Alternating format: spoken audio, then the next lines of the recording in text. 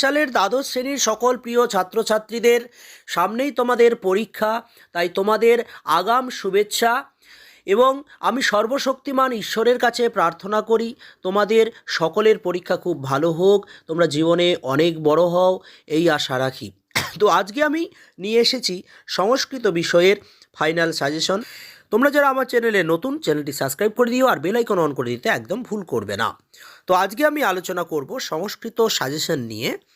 তো শুরুতেই আমি বলে রাখি, আমাদের যে সিলেবাস তোমরা সবাই জানো, তবু একবার বলি যে আমাদের দুটো গদ্যাংশ, একটা হচ্ছে আর্যাবর্ত বর্ণনম বনগতা গুহা, দুটি পদ্যাংশ গঙ্গাস্তোত্রম, আর আমাদের শ্রীমদ্ ভগবদ্গীতা একটি নাট্যাংশ, সেটা হলো বাসন্তিক স্বপ্নম, আর ওইদিকে সাহিত্যের ইতিহাস আর ভাষাতত্ত্ব।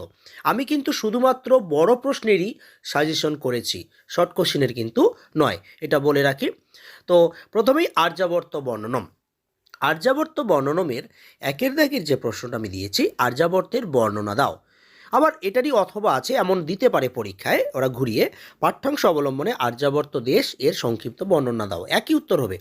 আবার এমনও ঘুরিয়ে দিতে পারে, ত্রিবিক্রম ভট্ট রচিত আর্যাবর্ত বর্ণনম এর সারাংশ লিপিবদ্ধ করো। এরপর আসি 2 নম্বর প্রশ্ন, আর্যাবর্তকে কার সঙ্গে তুলনা করা হয়েছে এবং কেন? এর সাথে অথবা এমন দিতে পারে, আর্যাবর্ত ও স্বর্গের তুলনা ত্রিবিক্রম ভট্ট যেভাবে করেছেন তার বর্ণনা দাও। এবং অথবা দিয়ে আবার এরকমভাবেও দিতে পারে, কথং চাষ স্বর্গে আর নেওয়া বিশিষ্যতে, এই অংশটির তাৎপর্য ব্যাখ্যা করো। তো যাই দিক, তোমরা একই উত্তর লিখবে। এরপর 3 নম্বর দাগে যে প্রশ্নটি হলো, আর্যাবর্ত বর্ণনম অনুসারে আর্যাবর্তের গ্রাম ও শহরের বর্ণনা দাও। এই প্রশ্নটাও খুব ইম্পর্ট্যান্ট এবারে। আর এখান থেকে আমি দুটো ভাব সম্প্রসারণ দিয়েছি, কয়ের দাগের দেশ পূর্ণতম দেশু কস্যাসন অপ্রিয় ভবেদ, এটা একটা দিয়েছি। আর খ নম্বর দিয়েছি ভবন্তি ফাল্গুনে মাসি বৃক্ষ শাখা বিপল্লবা, এটা দিয়েছি। এই দুটো ভালো করে পড়লেই আশা করি তোমরা কমন পেয়ে যেতে পারো। এরপর বনগতা গুহা, দ্বিতীয় নম্বর গদ্যাংশ আমাদের। একের দাগের প্রশ্নটা কি দিয়েছি, বনগতা গুহা গদ্যাংশটির সার নিজের ভাষায় লেখো, অর্থাৎ বিষয়বস্তু। 2 নম্বর প্রশ্নটি হলো, বনগতা গুহা গদ্যাংশের নামকরণের সার্থকতা, খুব ইম্পর্ট্যান্ট, ভালো করে পড়বে। 3 দাগের প্রশ্নটি হলো, বনগতা গুহা গল্পাংশ অবলম্বনে কশ্যপ ও অলিপর্বার আর্থিক অবস্থা, খুবই ইম্পর্ট্যান্ট, নিজের ভাষায় লিখতে হবে। এবং 4 দাগের প্রশ্নটি হলো কি, দ্বারঞ্চ স্বপতি সংবৃতং, কোন দ্বার, ঘটনাটি বিশদে বর্ণনা করো। সর্বশেষ, বনগতা গুহা গদ্যাংশে অলিপর্বা কর্তৃক দৃষ্ট দস্যুদের বা চোরেদের কার্যকলাপ বর্ণনা করো। এই কটা কিন্তু ভালো করে পড়তে হবে তোমাদের। এরপর ভাব সম্প্রসারণ এখান থেকে আমি দুটো দিয়েছি, কয়ের দাগের দিয়েছি তত পরং দৈব সায়তম, আর ক্ষয়ের দাগের কি দিয়েছি তত অয়ং দ্রুত তরং ক্রমণ নগরং নিবৃত। এই দুটো ভাব সম্প্রসারণ তোমরা ভালো করে পড়বে। এরপর গঙ্গা স্তোত্রম, আমাদের যে প্রথম কি রয়েছে পদ্যাংশ, সে গঙ্গা স্তোত্রম থেকে মাত্র আমি দুটো দিয়েছি প্রশ্ন, সেই দুটো প্রশ্নের উত্তর তোমরা ভালো করে পড়বে। পাঠ্যাংশ অবলম্বনে গঙ্গার মাহাত্ম্য বর্ণনা করো। আর 2 নম্বর কি দিয়েছি, গঙ্গা স্তোত্রমে গঙ্গাকে যেভাবে বর্ণনা করা হয়েছে তার নিজের ভাষায় লেখো। এই দুটো প্রশ্ন খুব ভালো করে তোমাদের পড়তে হবে। এরপর ভাব সম্প্রসারণ এখানে আমি 3টে দিয়েছি, ত্রিভুবন সারে বসুদাহারে ত্বমসি গতির্মম খলু সংসারে। এই ত্বমসি গতির্মম খলু সংসারে কিন্তু ভালো করে পড়বে। 2 নম্বর কি, খ নম্বর কি দিয়েছি, তব কৃপয়া চেন মাতঃ স্রোতঃ স্নাতঃ পুরোরপি জঠোরে সোপি ন জাতঃ। গ নম্বর কি দিয়েছি, ভীষ্ম জননী হে মুনিবর কন্যে। তাই এই 3টে তোমাদের খুবই আসার সম্ভাবনা রয়েছে, ভালোভাবে তোমরা পড়বে। এরপর আসি শ্রীমদ্ ভগবদ্গীতা। শ্রীমদ্ ভগবদ্গীতা আমাদের প্রথম যে প্রশ্নটি হলো, মিথ্যাচারহ কাকে বলা হয়েছে, তা গীতার কর্মযোগ পাঠ্যাংশ অনুসারে লেখো, খুব ইম্পর্টেন্ট। এবার 2 নম্বর প্রশ্নটি হলো, কর্মযোগ অংশটির সারমর্ম লেখো। এর সাথে অথবা এরকম ঘুরিয়ে দিতে পারে, ভগবান শ্রীকৃষ্ণ যে নিষ্কাম কর্মযোগের কথা বলেছেন তা বর্ণনা করো। 3 নম্বর, ইয়দ ইয়দ আচরতি শ্রেষ্ঠত এব এতর জানহ, তাৎপর্য লেখো। এই প্রশ্নটাও খুব ইম্পর্টেন্ট। তারপর এখানে ভাব সম্প্রসারণ আমি দিয়েছি কটা, 3টে। আগেই বলে রাখি, এই ভাব সম্প্রসারণগুলো কিন্তু পুরো শ্লোকগুলো কিন্তু মনে রাখবে, কারণ ওরা একটা লাইন হয়তো তুলতে পারে, পুরো লাইনটা নাও তুলতে পারে। যেমন শ্রেয়ান স্বধর্ম বিগুণ পরধর্মাৎ স্ব অনুষ্ঠিতাৎ স্বধর্মে নিধনং শ্রেয় পরধর্ম ভয়াবহ। ওখানে হয়তো স্বধর্মে নিধনং শ্রেয় পরধর্ম ভয়াবহ দিল, তোমরা হয়তো প্রথম লাইনটা পড়ে আর পড়লে না, তখন কিন্তু বুঝতে পারবে না, ভাববে কমন পাওনি। তোমরা কিন্তু দুটো লাইন কিন্তু প্রত্যেকটারই ভালো করে পড়বে। ক্ষয়ের দাগেরও তাই, তস্মাৎ আসক্তি অসততং কার্যং কর্ম সমাচরিত আসক্তি অজ আচরণ কর্ম পরমাপ্নোতি পুরুষঃ। গয়ের দাগেরও তাই, ন হিকসি সনামপি জাতু, সবগুলোই তোমরা কিন্তু ভালো করে পড়বে লাইনগুলো। এরপর আসি বাসন্তিক স্বপ্নম। বাসন্তিক স্বপ্নম নাট্যাংশটি আমাদের এখানে আমি কটা দিয়েছি, 6টা প্রশ্ন দিয়েছি। এই 6টা থেকে তোমরা 2টো কমন পাবে, একটা লিখতে হয়।